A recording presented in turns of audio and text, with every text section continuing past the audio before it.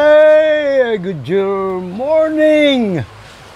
Good morning mga kapwa ko soberanong mamamayang Pilipino, lalo tigit na aking mga kahanay sa puwersa 99.9% it's sa puwera.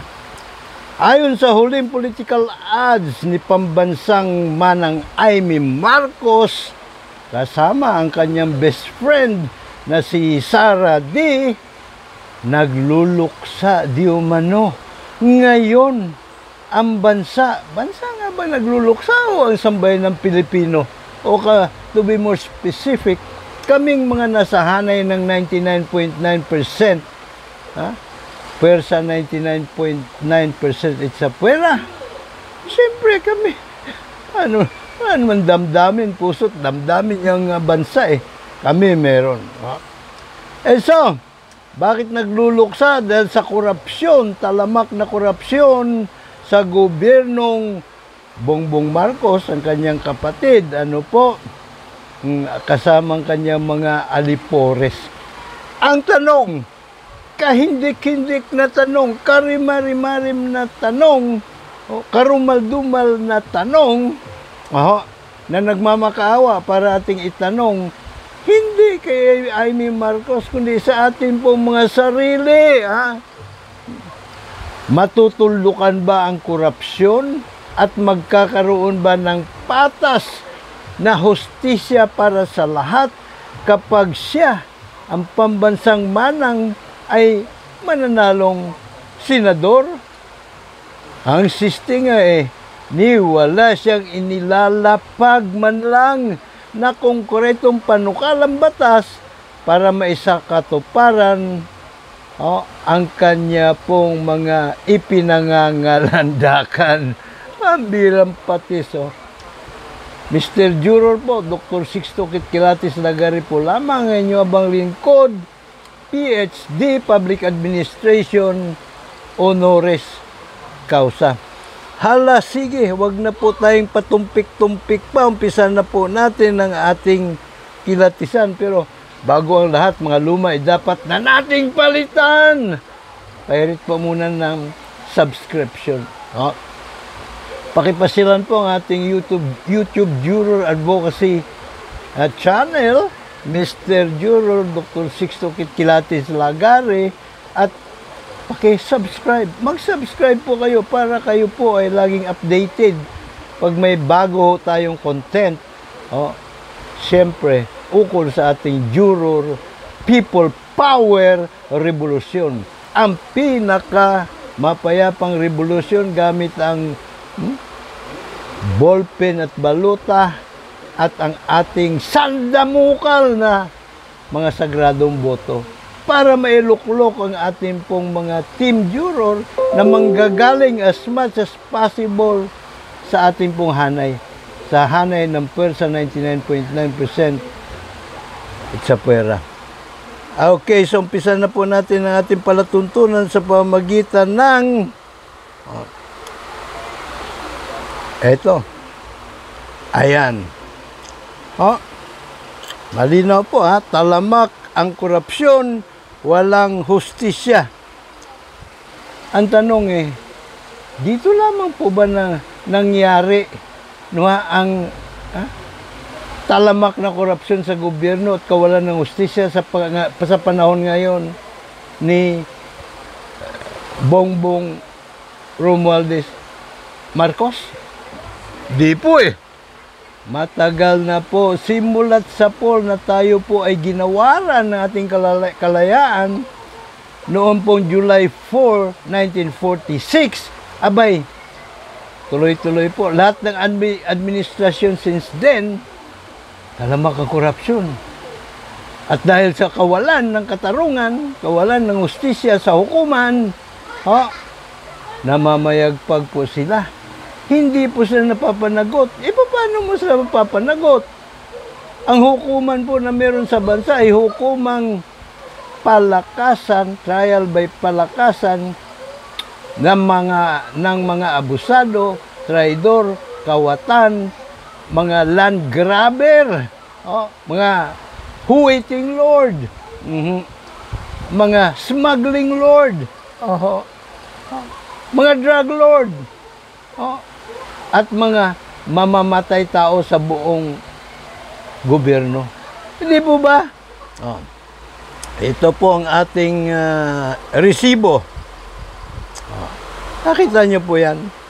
Panahon pa lang po ni Presidente Manuel Rojas, yung pong World War II surplus. Oh, abay, kinurakot po eh. Oh, ayan oh.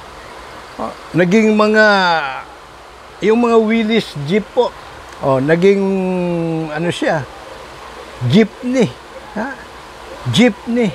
So, ibig sabihin, ito po ay bahagi po ito ng war reparasyon ng United States of America. Dapat po napakinabangan ito ng sambayan ng Pilipino.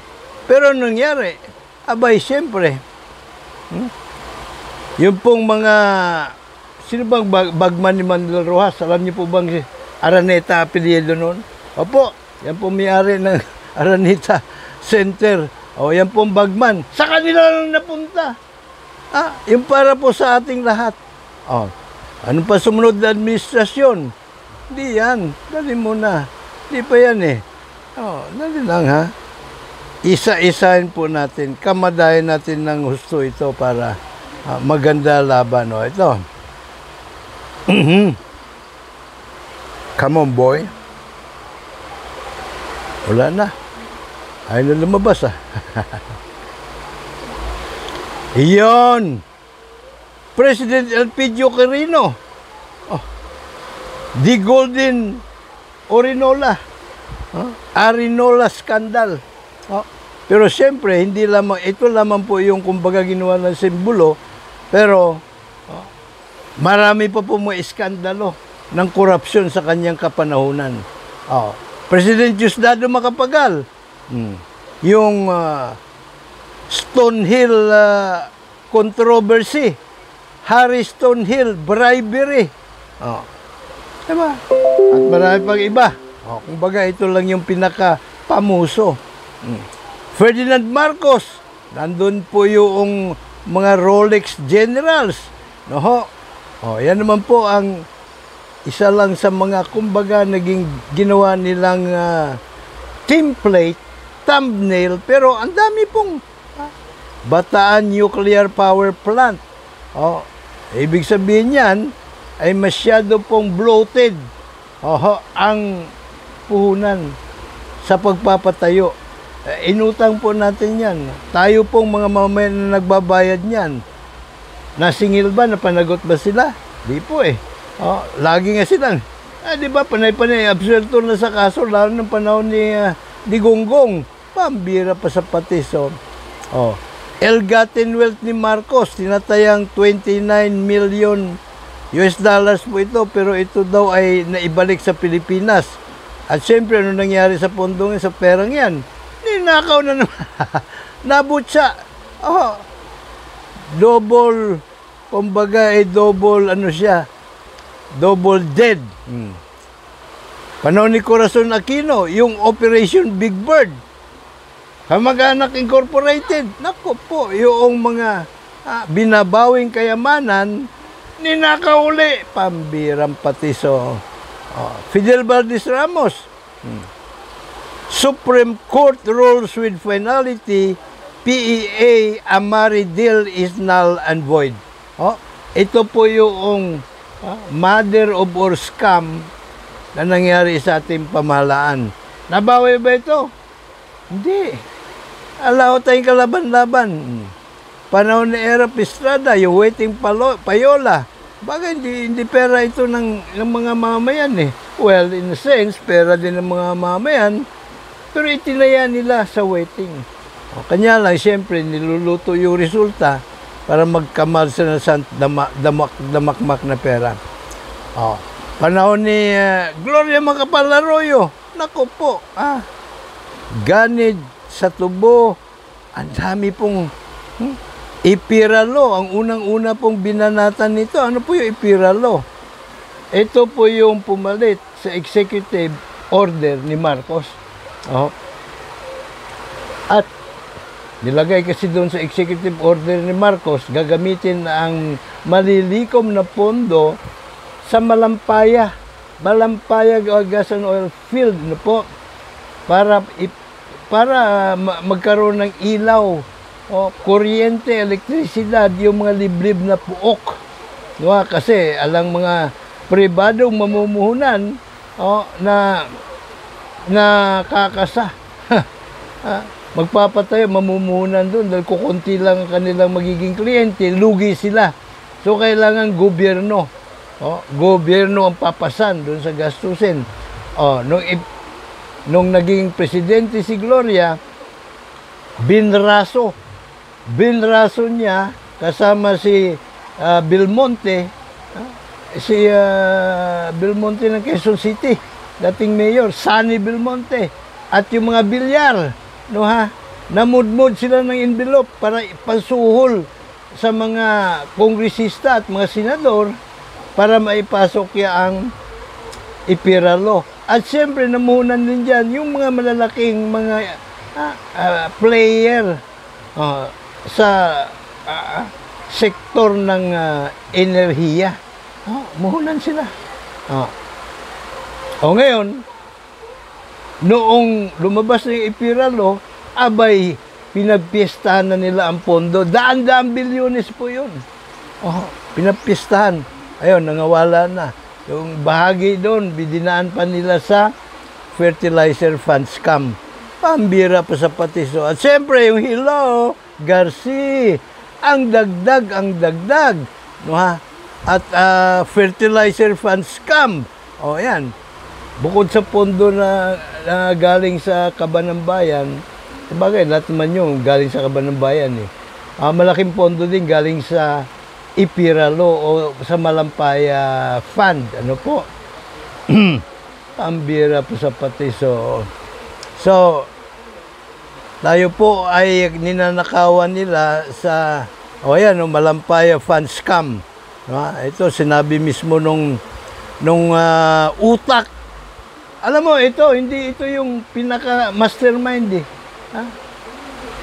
Malamang si Gloria Macapagal Arroyo ang mastermind.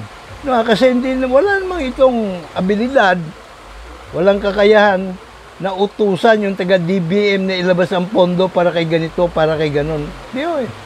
Ginamit lang ito na dami, padaluyan ng makukupit nila mula naman sa mga mambabatas o mambubutas, to be more precise. Ano po? Ano pa to? NBN ZTA kickback. Pambihira. Yung kay Abalos na meron SEC. Meron ka 200 dito. Yung Euro General scandal. Napunta doon sa Europe. May bit-bit na may dala-dala silang mga katakot-takot na dolyares. Milyones. Saan po galing yun? Siyempre, sa ating pong kabambayan. Kailangan silang suhulan ni Gloria. Ito pong mga kawatan na naging Pangulo natin, ang unang-una po nilang sinusuhulan, pinapadulasan, yung mga militar at pulis. Para wag silang umalma.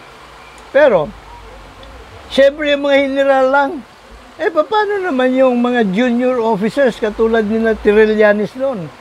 Umalma sila, nag-awkward sila. Isiniwalat nila yung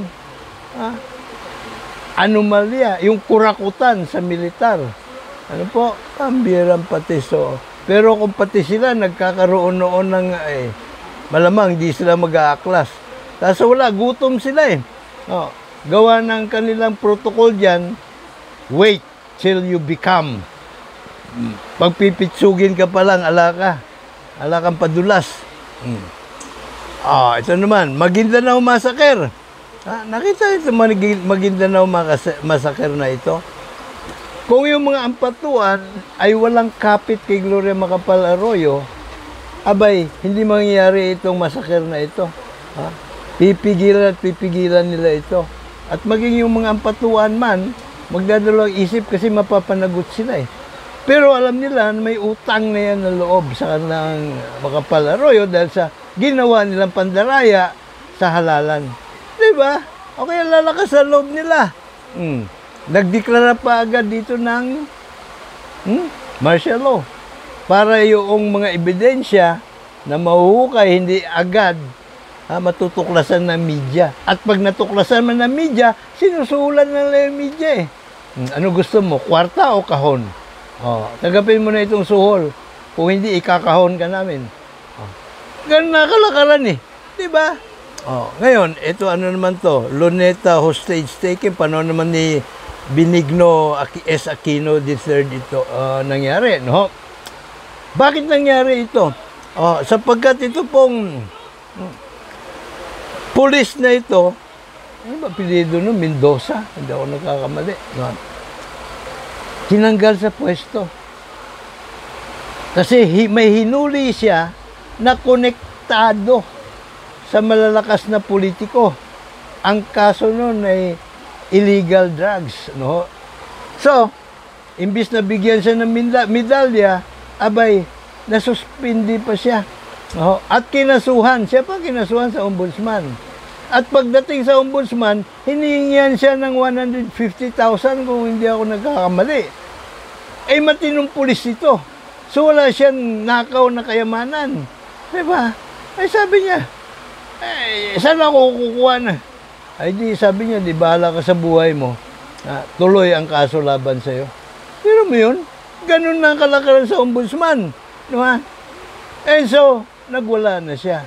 Kumbaga, desperado na siya. At para malaman nating mga Pilipino ng sambayanan kung bakit siya nagkaganon, ginawa niya yung hostage taking. Ano ho? O ngayon ay siwalat na. May ginawa ba tayo? Wala, di ba? May ginawa ba yung kinauukulan ng ating mga iniluluklok ng mga traidor at kawatan? Wala din.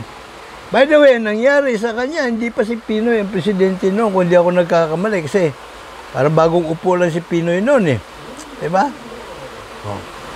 Next! Armed Forces Fund Scam. Ito yung naibulgar ni Heidi Mendoza. No, ha? At, siyempre, may mga isinakripisyo si General Garcia. Yung mga maliliit lang na kan. At saka yung isa si Colonel, Colonel Rabusa. At ito nga, nagpakamatay daw. Pero marami nagsasabi, buhay daw ito. Ngunit siya po napakamatay daw at ang isa sa mga huli niyang sinambit, ang mabuhay na walang dangal ay isang trahedyang higit pa kaysa kamatayan. Suminabuti niyan lang magpakamatay. Ewan ko, nagpakamatay ba talaga o pinalabas na nagpakamatay tapos pinuslit na sa ibang bansa at nagpalit na ng identity. Yun ang lumalabas ng mga ugong, ano po. Well, anyway, ang sunod, Solon got 5 billion in DAP during trial of Corona. Yung pong mga, 5 billion. Itong mga senadores para i-convict si Corona. Well, ito yung pinalalabas nila, pero, ang totoo naman talaga niyan, talaga may ninakaw si Corona eh. Kanya lang masama loob ni Corona, sabi niya, kay Enrile, bakit ako lang? Lahat naman tayo kawatan. Sabi ni Enrile, Your Honor, kayo lang po ang nasasakdal eh. Kami hindi. Magaling kami. Pambira. Susunod, ito na, yung FIDAP scam. Kukunti lang pa, by the way, pati si Bongbong Marcos kasama rito. Halos lahat ng senador at halos lahat ng kongresista meron dito. Walang pinipili kasi yung mga taga-oposisyon, kahit na taga-oposisyon ka, mabibigyan ka dahil dumadaan ka doon kay Napoles. No, ha? So hindi ka diretso sa kay Gloria Macapagal, kaya kahit kalaban mo siya, nabibigyan ka. Kaya may mga lumalabas dito mga pangalan, no, hunasan, na kahit hindi ibinubulgar nga nila yung katiwalian, pero nagkaroon pa rin sila. Alam mo, panahon ni Gloria Macapagal Arroyo, ang matunog noon, na kahit pagsamasamahin pa, lahat na ninakaw ng lahat na naging pangulo, sisiw lang. kumpara sa ninakaw ni Gloria Macapagal Arroyo. Oh, pasok si Rodrigo Roa Duterte. Ito yung kanilang paduday, pangguguyo at panguuto. Gusto lang daw isalba ni Digonggong ang buong sambayanan. Kaya kailangan niya daw patayin yung libo-libo para isalba ang milyon-milyon Pilipino sa mga adik. Sandali muna. Ito yung, kumbaga, mainit na tubig o malamig na tubig na maaring ipambuhos sa kanilang kasinungalingan. Ha? Ilabas nila ang statistika kung ilan ang pinatay ng di umano'y adik bago pumasok si Digongyo. Oh. Ibig sabihin, yung ano na lang, for the last 6 years, panahon ni Pinoy, halimbawa, ilan ba ang pinatay ng mga adik, ginahasa ng mga adik, hinold up ng mga adik, pinugutan ng ulo ng mga adik para i-justify mo ang pagpatay sa mga libo-libong adik. Ha? Meron ba? Wala eh. Baka mabibilang mo lang sa daliri. Ha? Sa 10 mga daliri, baka sobra-sobra pa yung 10 mga daliri mo. Ha? So wag ho tayong maniniwala sa pang-ulot. Bobo, tanga lang ang maniniwala sa kanilang mga pang-uulot. No, ha? Kanilang mga pangguguyot, pang-uuto na talagang justified daw ang pagpatay sa libo-libo ni Digonggong na mga adik, no, ha? Para isalba ang milyon-milyon mga Pilipino. Kagaguhan yun, huwag tayong hindi man bobong Pilipino. Ano naman to? President, yung 50 million na bribery, skandalo doon sa Bureau of Immigration. Abay, kamukat-mukat mo, nung bilangin uli, kulang na 1,000. So, hindi na siya pasok sa pandarambong. Anak, talagang ayaw mo mang magmura, mapapamura ka eh. Diba? Yung believe in drug trafficking, no, ha? Ang bihira ito, ha? Ginawa nilang call center. Kumbaga, sentro ng transaksyon ng droga ang bilibid. Nung panahon ni Digong ito. No? Diba? Yung pong mga inchik na may contact doon sa labas, kinukutsaba yung mga siga-siga ng mga Pilipino na may contact din sa labas, may mga kakosa na nasa laya na para magbenta, para magtulak. Yun naman mga inchik na drug lord, ang contact nila doon sa China. Malamang si Xi Jinping ang mastermind ng mga ito. Pambirang pati sa ito naman. Tax evasion cases laban kay Lucio Tan. Diba? Anong ginawa rito? Malamang kinutungan si Lucio Tan. Kinalabit, pinitik. Pahingi. Areglo ka ba o tutuluyan ka namin kakasuhan? Yan po isa sa mga modus operandi ni Digonggong. Ano naman to? Siyempre, yung PhilHealth scam. 15 billion. Ngayon, dinuduplicate nitong si Bongbong Marcos. Magkano inilipat nila? 90 billion. Pagkatapos, ano pa yung ginawa nila? Hindi ibinigay yung allocation na bunga ng batas, no, para sa PhilHealth. Ayaw na ibigay. Pambira, Ang bagal kasi ng Supreme Court na husgahan eh. Diba? Ano naman to? Yung SAP fund, scam. Puro scam ang inabot natin kay Rodrigo Roa Duterte.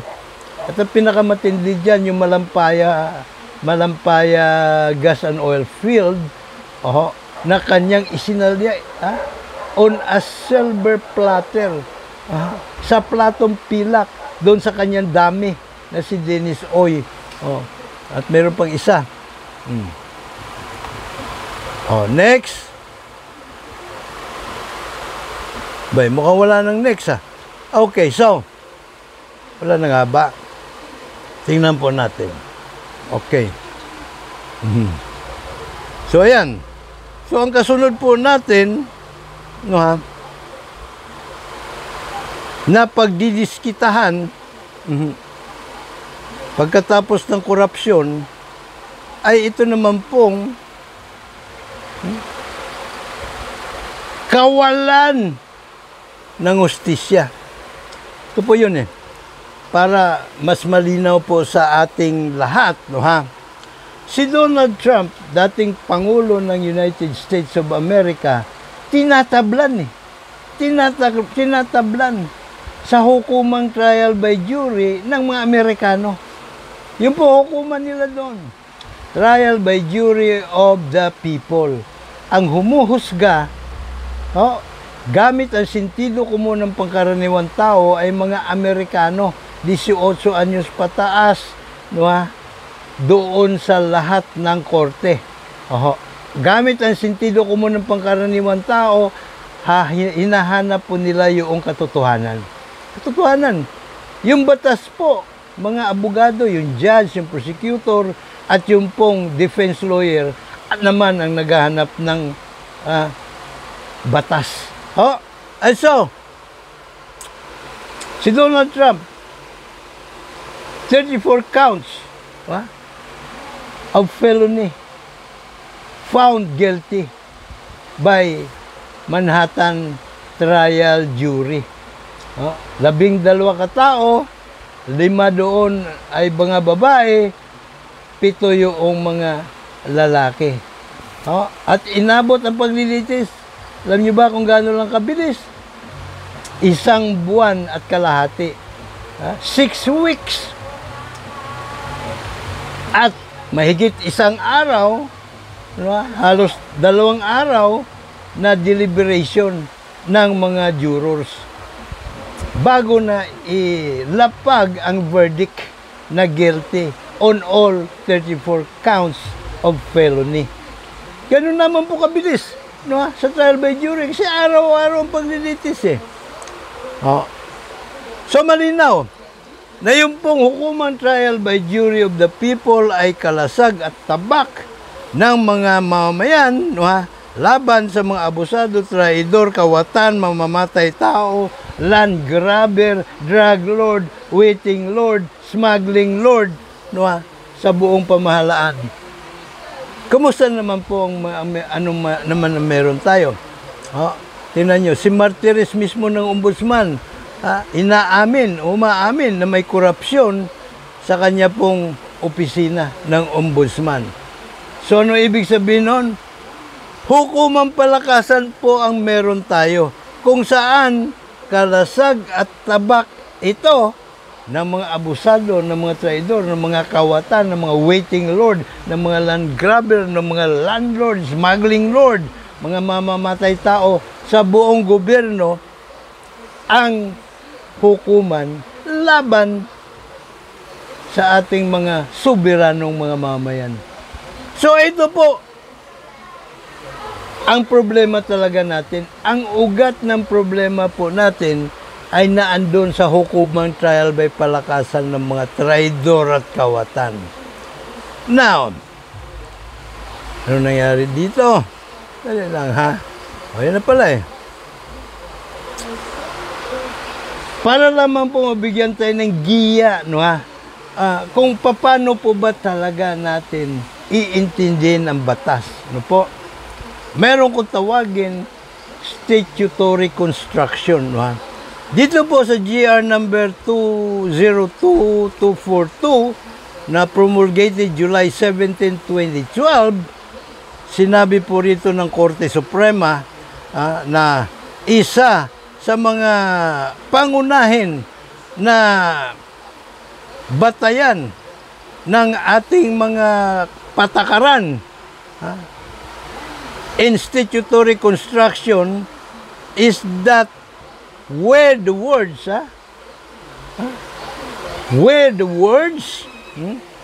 kung saan ang mga kataga ng isang batas ay klaro,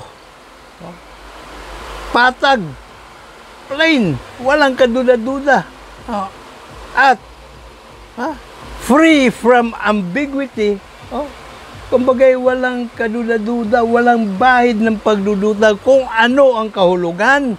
It must be given its literal meaning. No? Literal meaning. Kung ano yung binabasa mo, yun lang po ang pakahulugan na dapat mong i-apply nang hindi na kailangan ng ano pang klaseng interpretasyon.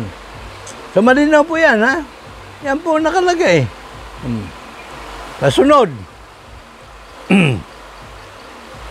dapat din po nating maunawaan ng lubusan, ito pong sinasabi ni Thomas Jefferson, founding father po ito ng United States Constitution, no po?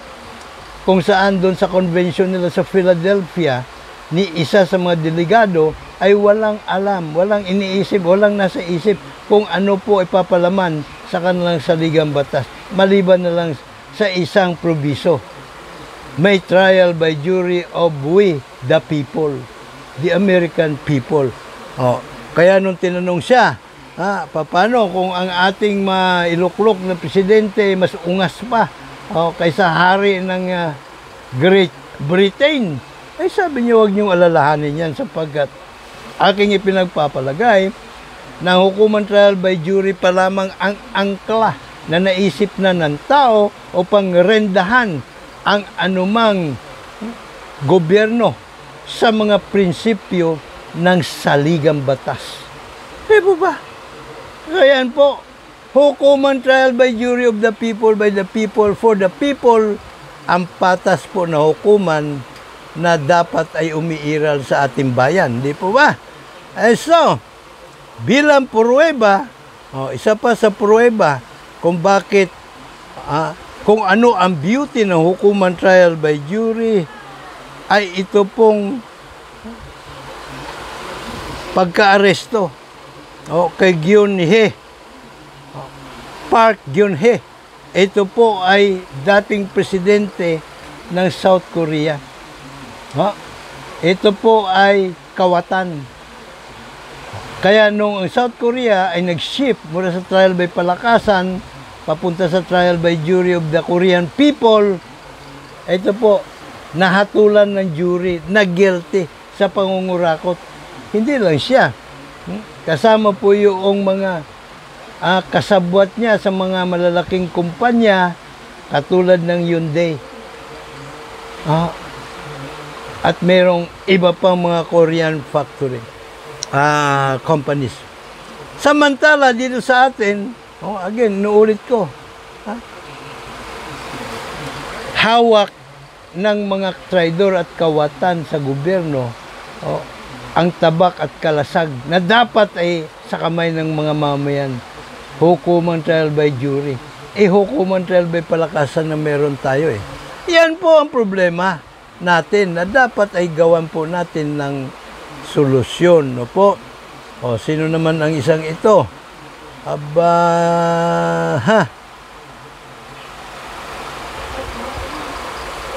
Si Digonggong. Sabi niya ay, I don't care about human rights. Believe me. Kasi hawak niya yung kalasag at tabak . Hukuman trial by palakasan . Ngayon pumasok itong si ICC. Ba't naman pumasok si ICC? Bigla. No po, hindi na bigla ito dahil matagal na nilang iniimbestigahan ito . Kanya lang, na ilabas kasi doon sa Quadcom, pati na doon sa hearing na ipinatawag ni Bato. Si Bato pa nagkanulo, no ha? Ang mga ebidensya laban kay Duterte mismo at sa kanyang mga kampon, no ha? Kasi namin ni Digong doon . Itinuro pa si Bato na isa sa mga Davao Death Squad. Lahat sila, lahat ng mga nandito, yung mga Davao Death Squad yan. Inamin. So, ano po ibig sabihin nun? May prinsipyo ng batas na kung tawagin ay judicial notice. Ang isang pagpublikong pagdinig katulad ng ginawa nila sa Senado at ng Quadcom, ay lahat na lumabas doon ay saklaw ng judicial notice. Kaya may matibay na ngayon na pruweba, admissions against interest . ang ICC. Kaya yun, dinampot na sila. Wala na kayong kawala. So, ang sinasabi nito pong si pinangangalandakan ni Senadora Amy doon po sa kanyang pagdinig na isinagawa. Nakadalawa na ba? Tatlo na. Tama, tatlo na. May pang-apat pa yata. Ewan ko. Diba? Nasabi niya, illegal. Hindi lang illegal, kundi kidnapping. State-sponsored kidnapping ang ginawa nila kay Digong. Diba? Hindi daw po alinsunod sa ating batas kasi meron tayong Bill of Rights. Nobody shall be deprived of life, liberty, and property without the due process of law. Pinagkaitan daw ng due process of law itong si Digong. Handali mo na. Anong pinagkaitan? At nakalagay ba dito sa ating Section 1? No, sa Bill of Rights, Section 3 pala. Article 3, Section 1 sa Bill of Rights. Na kailangan, ang huhulihin ay kailangan na may warrant of arrest dito sa ating bansa, sa lokal na korte. Wala po. Wala. Hindi rin po pasok sa kanilang kanang argumento na dapat sinunod yung pong Article 59 ng the Rome Statute. Kasi, ang sentido común, well, hindi sentido común yun para sa akin, kaungasang kaisipang salat sa lohika at batayan ni Justice Ascuna, sabi niya, kung inyong kikilalanin ang residual obligation natin sa the Rome Statute, dapat yung Rome Statute lahat kilalanin nyo. Aba, imposible po eh. Bakit po kanyo? Sa ating pong mga batas, ating saligang batas, lahat ng pinirmahan po nating tratado ay magiging bahagi ng mga batas ng ating bansa. Okay? So, sa isang banda, may tama naman. Si Justice Ascuna. Bakit kamo? Bahagi nga, naging bahagi ng batas natin ang the Rome Statute. Pero nung isinuka ito ni Duterte, nawala na po lahat. Hindi na sila bahagi ng ating batas. Para lang sa isang proviso. Yung pong ating residual obligation. Doon sa mga kaso na naganap sa ating bansa, nakagawa ng Pilipino, kahit na taga ibang lugar pa, basta ginawa din sa ating bansa, na crimes against humanity sa loob ng panahon kung saan tayo po ay kasapi ng ICC. Yan naman po, hindi po pwedeng baliwalain sa lahat ng probiso sa ICC. Now, meron po tayong batas eh. Hindi totoo yung sinasabi nila na walang batayan sa... Meron po eh. Ito nga po yun, RA 9851, Section 17, Paragraph 2. Sa umpisa pa lang po, ang sabi rito, in the interest of justice. Ano po ibig sabihin niya nung dating yan para sa inyo? Kasi para sa akin, ito po ay pag-amin na yung pong justice sa mga human rights victims dito sa bansa ay hindi nire-respeto. Hindi naigagawad. Kaya pag-amin na po ito. Di ba? So, in the interest of justice, the relevant Philippine authorities may dispense with the investigation or prosecution. So, ibig sabihin po nun, dispense with.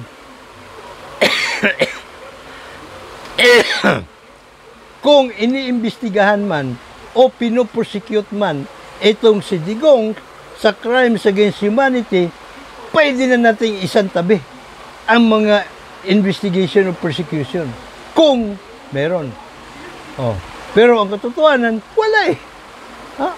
Panahon pa nang siya ay mayor sa Davao, mayroon na po mga reklamo ng extrajudicial killings.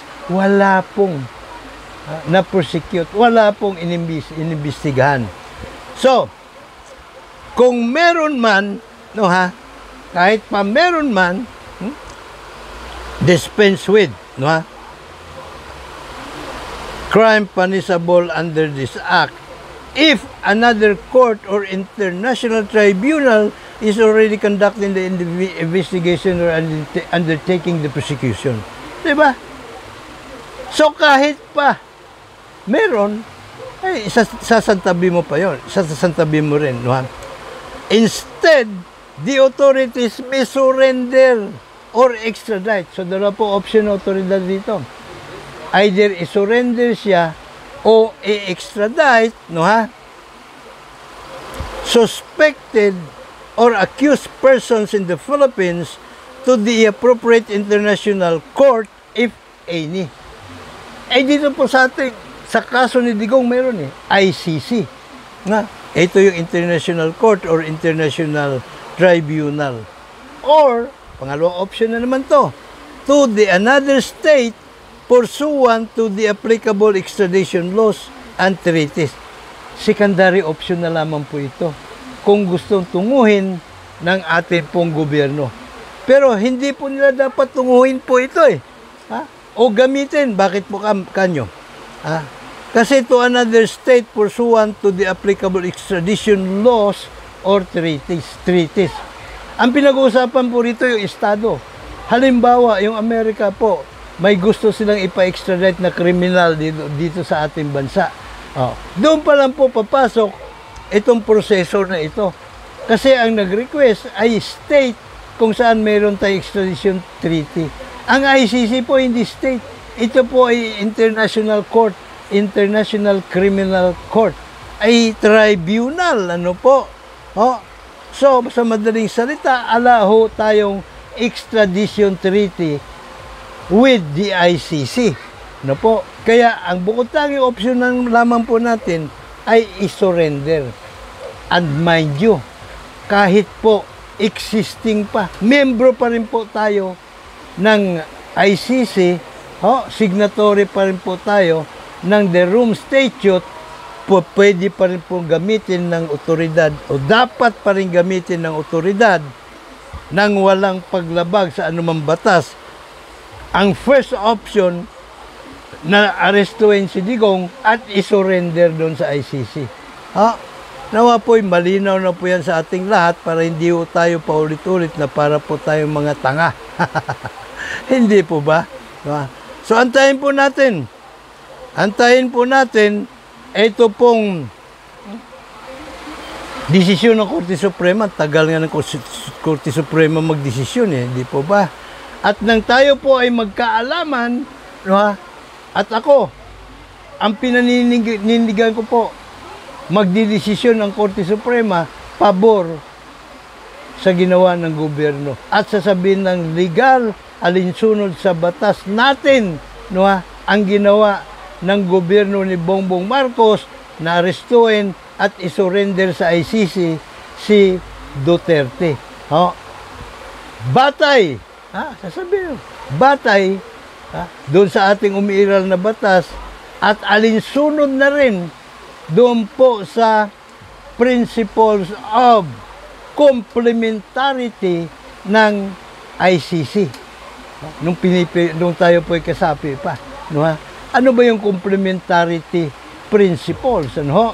Ibig lamang po sabihin, kung tayo po ay walang batas na nagko-cover doon sa pag-aresto at pag-surrender kay Duterte, ay saka palang papasok po, magkakaroon ng halaga ang Artikulo 59 ng ICC, ng The Rome Statute. Yan yung complementarity. On the same breath, kapag ang ating gobyerno po ay unwilling to prosecute crimes against humanity, saka po papasok ito pong principle on complementarity. Ibig sabihin, pwede namang himasok ngayon yung pong ICC. Yan po yung prinsipyo ng complementarity. dapat intindihin po natin pare-pareho ito, no? At huwag ho tayong mag-atubiling kilatisin ang ating po mga batas at umiiral na batas. At huwag ho tayong maniniwala doon sa mga kaungasang kasabihan, no, na pag hindi ka abogado, ay wala kang karapatan mag-interpret ng batas. Karantataduhan po yun. Bakit po kamo? No? Isa lamang po ang binigyan natin ng mandato, alinsunod sa saligang batas, na opisyal na mag-interpret ko ano yung batas, yung Korte Suprema. At ang Korte Suprema mismo sinabi, doon po sa statutory construction of laws, no, na kapag ang batas ay malinaw, yung kanyang letra, ang kanyang espiritu, klaro, at walang bahid na naman pagdududa, no, sa kahulugan, abay, di mo na kailangan interpret pa. Ang kailangan mo lang gawin, ipatupad dito. So yun ang sinasabi ng Korte Suprema. And then, tayo pong lahat, including yung mga lawyers. Kasi mga lawyers, pwede na sila mag-interpret ng sarili nila, pati na yung mga former Chief Justice, pati na nga yung mga justices, nakasalukuyang aktibo pa di ba? Pero, ang mananaig na interpretasyon, yung pong mayorya ng Korte Suprema. So, yung mga abogado, pwede din silang mag-interpret ng batas ng sarili nila. No, pero pagalingan po yun na interpretasyon Hindi naman opisyal yung interpretasyon din ng mga abogado, kahit abogado pa Ganon din tayo mga mamayan. Sapagkat ang sinasabi ang rule of the thumb, no, ang batas, para maging tunay na batas, kailangan ay naunawaan ng pangkaraniwang mga mamayan gamit ang sentido komon ng pangkaraniwang tao. Pwede po tayo mag-interpret. No? Pero galingan naman natin. Di ba? Gamitan natin ng sentido komon. Nga lang yung ating interpretasyon, katulad kasama na po aking interpretasyon, ay hindi naman opisyal. No? Pero ako, 99.9%, sigurado ako, nakakatigan ang aking pananaw ay siyang mananaig doon sa Korte Suprema. Kaya, dapat lang, juror tayo. Kaparin po inyo lagi nakahanda maglingkod, Mr. Juror, Dr. Sixto Kitkilatis Lagari po lamang, PhD, Public Administration, honoris causa. May God bless us all. May God bless Philippines.